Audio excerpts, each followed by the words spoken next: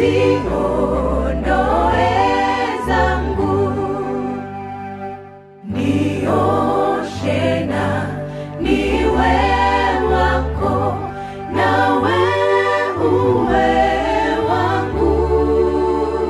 Nioshe damuni mwako, liwe fungu langu.